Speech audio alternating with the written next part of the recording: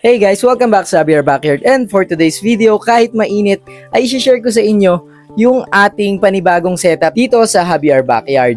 So, bali last week, pumili ako ng trapal pan, kaso hindi ko nagawa agad yung frame niya. So ngayon, gagawin na natin yung frame niya gamit yung mga blue na PVC pipe na ginagamit natin sa tubig. Bali yung trapal pan na yun, gagamitin natin siya para sa mga crayfish natin, para mas mapabilis natin yung paglaki tsaka yung production ng crayfish natin. Kasi dun sa tank medyo bumabagal or na-stun yung growth nila and hindi sila ganun kabilis mag-breed.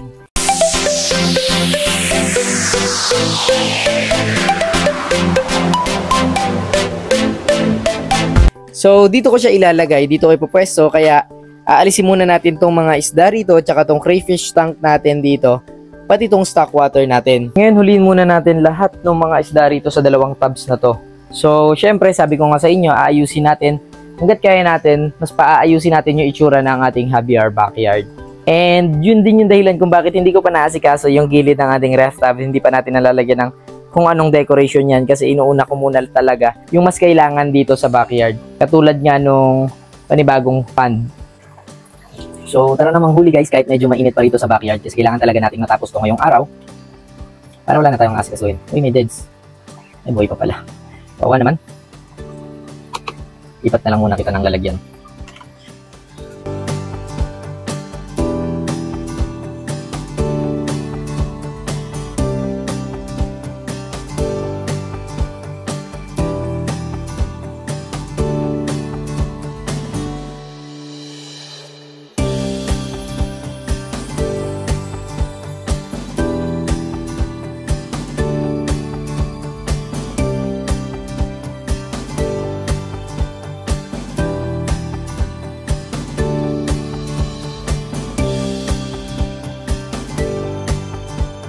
Ngayon, i-clear out na natin tong ating tank, tong crayfish tank. Lilipat natin yung mga crayfish doon muna sa ref tub.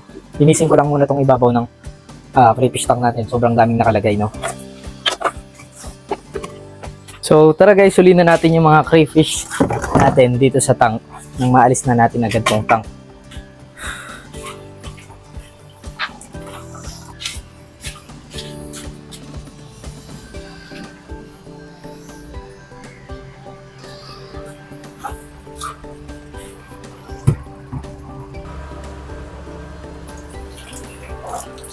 Pinakamalaki nating crayfish breeder na male. Ayan.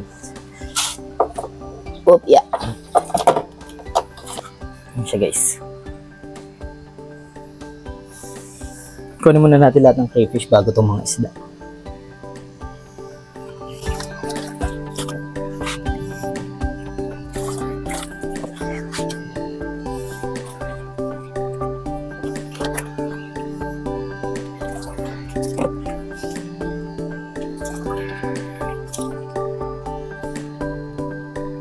Uy, look oh, meron tayong buried female dito na maliit na crayfish pa. No. Uy, newly breeder yan. So, kaya natin siya magtago. Ito na guys yung mga na-collect natin na molly tsaka balon molly doon sa tank. Yung magagandang balon tayo dito kagaya nito. Buntis pa yata siya oh. Ayan. Hindi ko alam kung anong strain yan pero mixed breed na kasi yan. Vaccine na yung shape ng tiyan niya. Tapos medyo good size na rin. Dalawa sila dyan. Share ko lang sa inyo, ito pa isa na female. Uy, mga na-harvest pa tayo maganda. Tapos ito, para siyang platinum na medyo blue yung kulay oh. Pero black eye siya. Tignan natin to sa ref tub natin. So ayan guys, nakuha na natin lahat ng crayfish. Tapos natanggal na rin natin yung mga lava rocks at isda dyan sa tank natin. Kasalukuyan na lang natin siyang dinedrain. Tapos kasalukuyan din nag-acclimate tayo ng crayfish. Kasi since meron tayo nakitang buried, para hindi siya ma-water shock at sure na hindi siya ma-stress, dahan-dahan lang natin silang i-acclimate sa bago nilang paglalagyan pansamantala. Ayusin na natin, alisin na natin to. Tapos na tayo mag-drain ng ating 90 gallons tank. Yeah!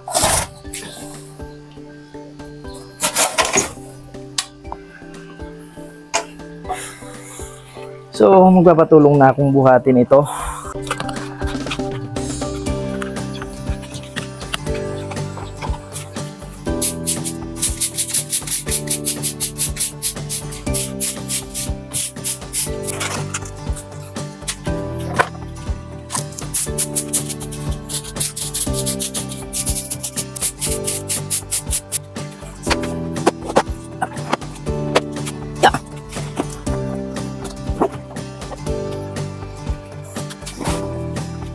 So, yun na guys yung mga materials natin. Meron tayo ditong tarapal na in-order online.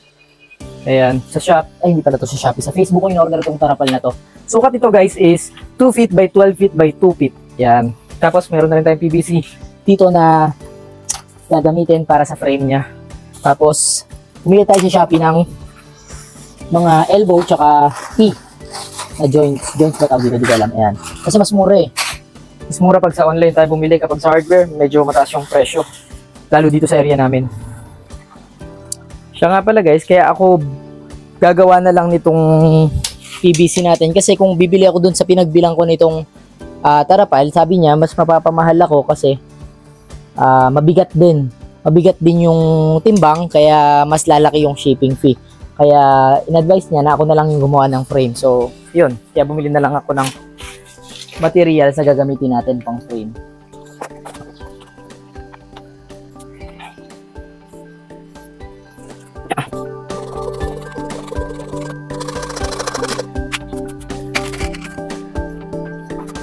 Nakuha na natin yung sukat ng bawat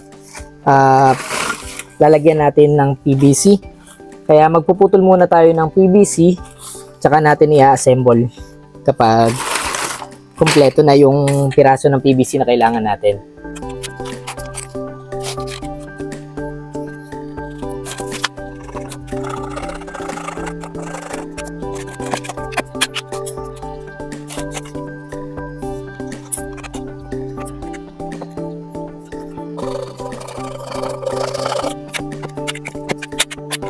Ngayon guys, nakaputol na tayo ng ilang PVC pipe na gagawin nating frame dito.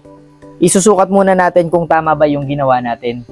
Kung tama ba yung sukat. So, try muna nating i-fit.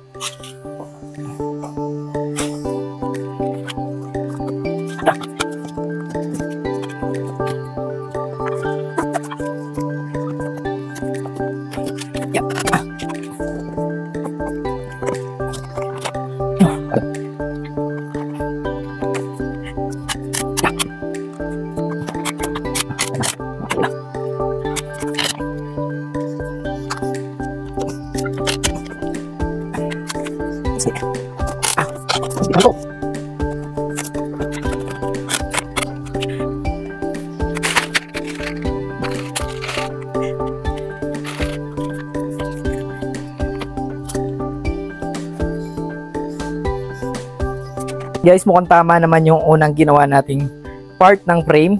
So, sa kabilang side naman yung itatry natin.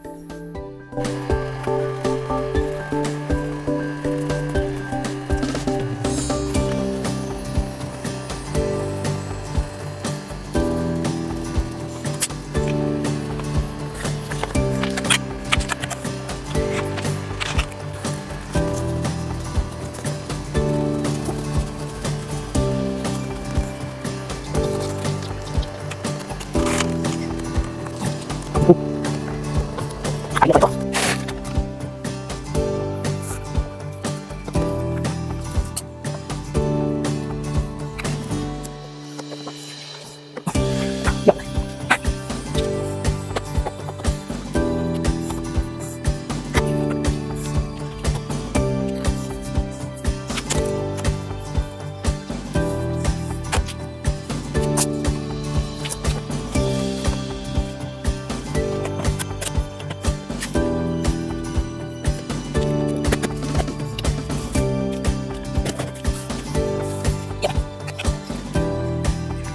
So yan guys, sa wakas na itayo na natin ang ating 2x12 by 2 feet na trapal pand. Ayan. Nung nakita ko, napaisip ako, parang sabi ko, ala, parang gusto ko uli mag-koy. Kasi ang haba nito, oh. Kung tutusin, sumobra siya doon sa ating sukat. Ayan, lumagpas siya rito. Ang sinukat ko hanggang dito lang, na mali siguro ko ng sukat. Ayan. Pero ang haba niya, oh.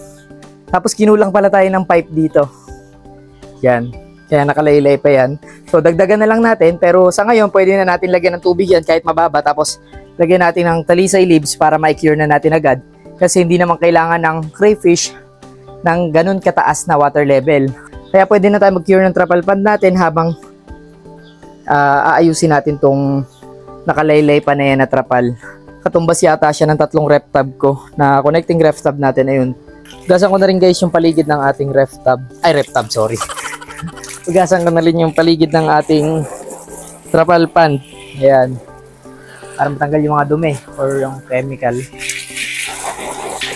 Ito yung kauna-unahang pinakamalaki kong setup.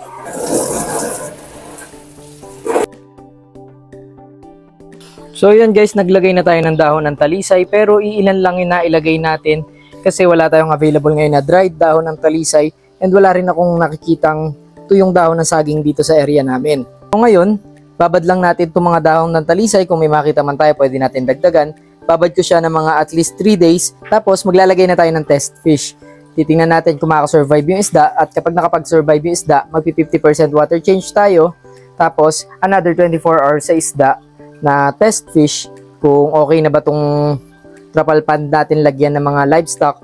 Tsaka natin ililipat itong mga crayfish natin. After 3 days ng curing, naglagay na agad ako ng ating test fish. Nang sa ganon, masubukan natin kung safe na balagyan ng crayfish itong ating trapal pond. Hayaan lang natin yung mga test fish dyan at least 24 hours or more. Siya nga pala guys, good news, nagpagpag na yung ating female breeder. Kaya naglagay na rin tayo ng mga cuttings ng PVC. Nang sa ganon, meron na agad hides na mapagtataguan ang ating mga craylings. Tapos isasama ko na tong female breeder natin sa iba pang breeders. Dito muna sila hanggat hindi pa ready ang ating trapal pond. After another 24 hours, tatanggalin ko na yung mga dahon na to. Naglagay nga pala ako ng guppy grass. Napansin ko na okay na may kondisyon ng ating mga test fish.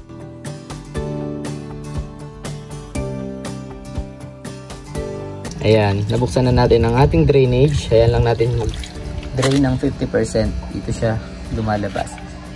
Ayan, after natin mag-drain ng tubig ng 50%, magre-refill naman tayo. Pero syempre, i-stock muna natin to at least 3 to 5 days bago natin ilagay yung mga crayfish natin dyan. Dahil sa pagkakaalam ko, mas sensitive sa chlorine ang mga crayfish compare sa ating mga alagang isda. Tapos niligyan ko na rin ng aeration nang sa ganun habang ini-stock natin yung tubig dito sa ating trapal pond ay tumataas din ang dissolved oxygen. So ayan guys, nailagay na rin natin ang ating mga crayfish dito sa ating trapal pond. Siya nga pala, yung air hose ng ating dalawang sponge filter ay diretso sa taas nang sa ganun akyatan man ng ating crayfish, siguradong hindi sila makakatakas at mahuhulog lang sila pabalik sa ating pond. Soon maglalagay na lang tayo ng mas magandang filtration dahil alam ko na hindi sapat yung dalawang sponge filter sa laki ng ating trapal pond. So yun lang guys, i-update ko na lang kayo sa mga mababago or madadagdag pa dito sa ating Javier Backyard. And kung bago ka sa channel ko, huwag mo kakalimutang mag-subscribe, like and share this video and click the bell button para sa mga susunod pa nating episodes.